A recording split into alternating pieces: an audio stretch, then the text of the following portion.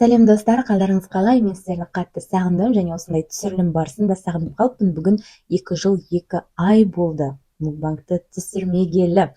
Сондықтан мені күткен адамдар болса, пікірге міндетті түрде жазып кетіңіздер. Тақырыптар, сұрақтар болса, сіздерге алғысым шексіз болады. Ал бүгін мен сіздерге өзімнің соңғы күндерімдегі жаңалықтармен, қызықтармен бөлісетін боламын. Менің мынау кешкі асым.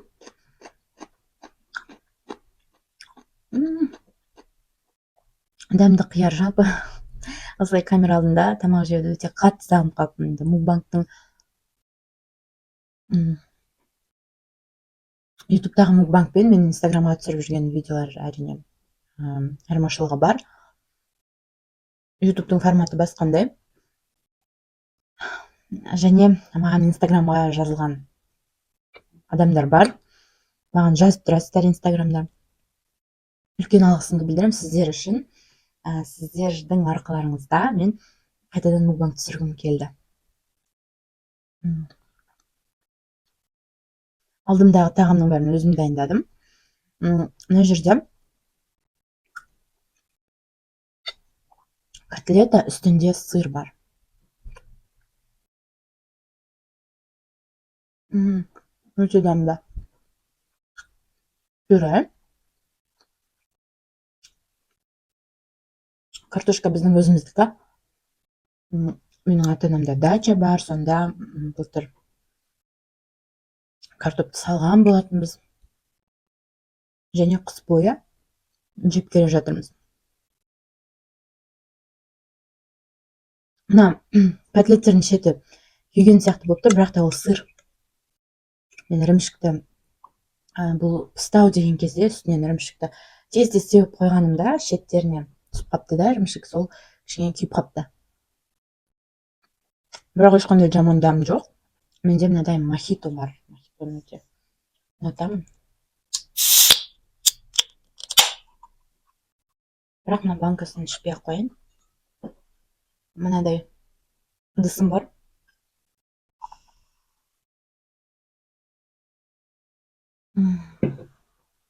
Бәрі жақсы болады.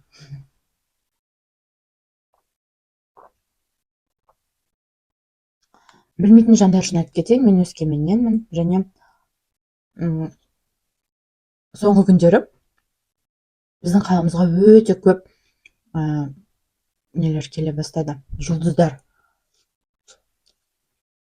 Мысалы, Алматыдағы Мұхтар Әуезов атындағы театр біздің қалада 5 күн болды.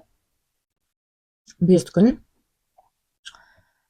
кешкі уақыттарда бізге қойылымдарын қойды. Өте керемет демалып қалдық.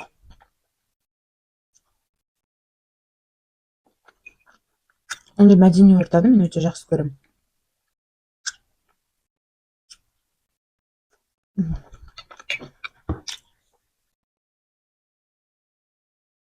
Бірақ 5 күн бойы барған жоқпын, бірақ спектакльдеріне бардым. Мағжан Жұмабаев туралы. Мәңгі махаббат па, өмір бойғы махаббат па, ұмытып қалдым атында. Бірақ онда Шерхан Пірназаров ойнады. Кім ол актерді жақсы көреді мен сияқты?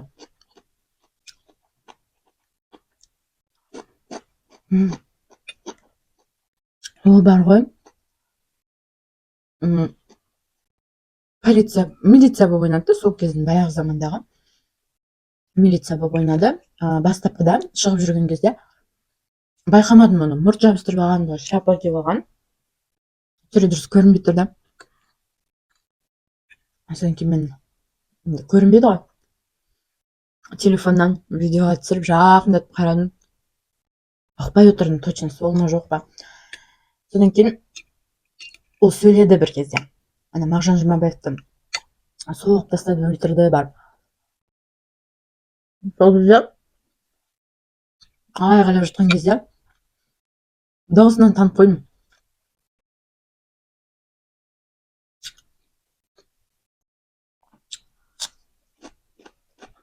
Даусынан танып қойдым да, қуанып кеттім.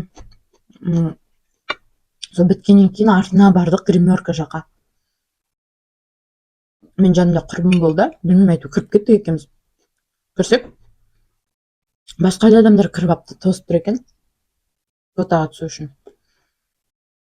Мен бүйтіп гримерка жаққа барып бүйтіп қарақайым, есік ашық тұр екен, ар жағында дәл Шерхан Пірназар киімін ауыстырып жатқанын көріп қалдым. Кеттім да тұрдым, күттіп ана жерде. Ол шықты бір кезде, басқа да актерлармен түстік фотоға, бәрі түсіп жатқан, біз де түсе салдық. Бірақ танымаймын мен басқаларын.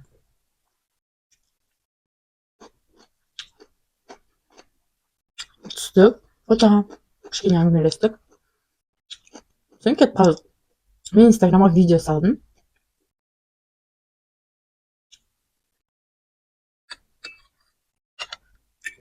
Өлең қойып қойдым ар жағына.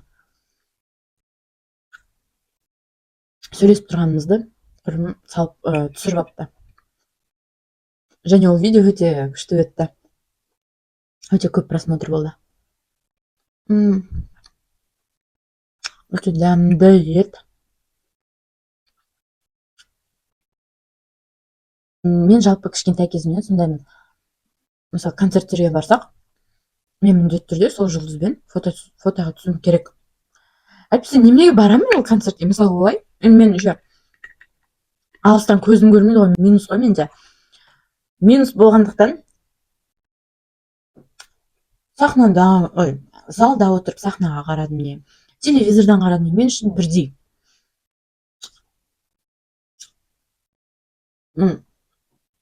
Кішірек болған кезде, 7-ші сынып оқыған кезде біздің қалаға Шымкент шоу келеді. Шаншар емес, Нысана келген Шымкент шоу. Сосын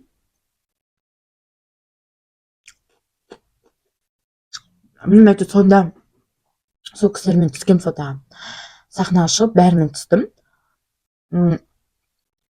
Мен негізі Әбунасыр Серіковті жақсы көремін. Ол кіріп кетті ары қарай. Үлгермей қалдым да. Ары қарай кірейін десем, бір қыздар тұрып алған. Организаторлар ма бірдеңе.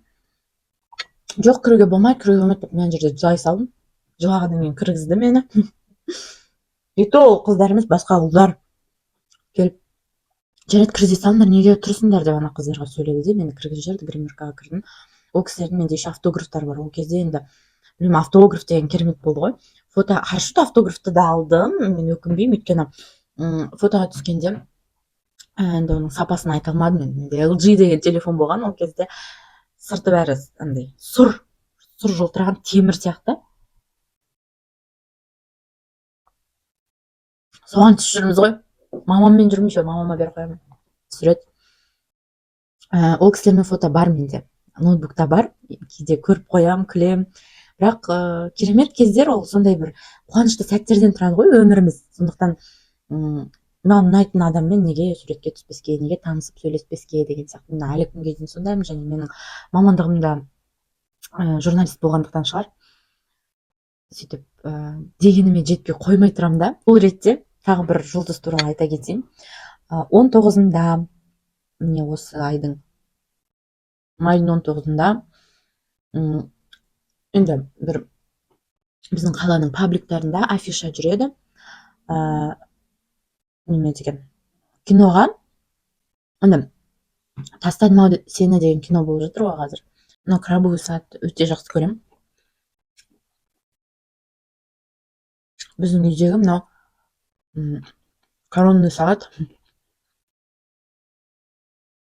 қонақ келгенде осыны жасап жүреміз, тез ғой жасалынатын жолы. Қаланың пабликтерінде афиша жүреді, сол тастадым ау сені фильмі болады, және оның актерлары келеді деп. Мен барғым келеді. Актерлары Дариға Бадықова мен Олжас Абай ма?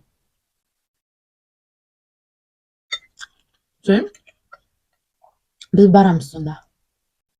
Кассадан сұрап аламыз, қалай ол болатынын. Сосын айтады, киноға кіресіздер, кино біткен кезде өздері олар кіреді. Фотоға түсуге болады деп. Жақсы деп алдық.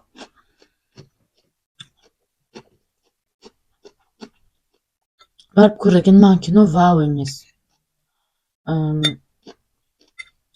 Күлкілі жерлерде болды, өздерінше хоррор қылып жасаған ғой. Не жеткізгілері келген бәрін әрине түсінікті, бірақ та білмеймін, жалпы неге екенін білмеймін, бірақ вау деген впечатление болмады менде. Мен біліп тұрдым да аяғында не болатынын, ары қарай көргім келмей сөйтіп отырдым. аналар қашан шығады екен деп бір кезде шықты. Шыққанда да негізі ұялдым, өйткені олар салып жүрді ғой инстаграмдарына, міне Талдықорғанда болдық, міне қай қалаларға барды, тағы барып жүрді. Бәрі жерде аншылақ қой, кісі толып тұрған, жүгіріп барып фотоға түседі бәрі. Бізде аз ғана кісі болды. Содан ұялғаным бар енді. Екеуі кірді, сәлем, өскемен. Біз 3 миллиардтап жинап үйреніп қалған адамдармыз, сіздер өте аз келіпсіздер. Жарайды енді, фотоға түсу үшін келдік, қандай деп келіп сөйледі. Фойеге барып фотоға түсейік деп. Фойеге бардық, бәрі түсіп жатты. Мен айттым, мен сұрайын, бәрімен түсесіздер ма? Иә деді. Бір моментте бұрылды да тез кетіп қалды. Жанындағы 3 қыз жүрді өзі. Жолатпай аналарға. Екінші этажға көтерілді да випкаға кіріп кетті. Сосын мен арттарынан көтеріп, бізде еще біздің Өскемен деген паблик бар. Соған интервью береміз деп негізі тұрған олар келісіп. Оларға да бермеді, зу-зу етіп кетіп қалды. Сосын мен арттарынан көтеріп бара жатқанда бағана қыздардың біреу айтты, охранникке айтты, ешкімді кіргізбеңіз, біреу кіріп кетпесін деп. Сосын мен жерде отырдым. Бізде кинотеатрдың 2-ші этажына көтерілгенде ресторан. Соның випкасында отырып алды да. Сосын мен ресторанның орындығына отырдым. Ойладым, не істеймін, аз тоқылдатсам енді ұят, еще ана охранник тұр. Ар жағында олар сөйлесіп, күліп сөйтіп жатыр да. Сосын бір кезде менің бағыма орай Дариға неге шығады енді, короче. Өзі жалғыз. Фотоға түсуге бола ма сізбен деймін. Сен неге түстің ғой дейді. Жоқ, мен көрмей қалдым дедім. Я қазір деп. Түстік. Сосын айттым, ол жасаға шықпай ма дедім.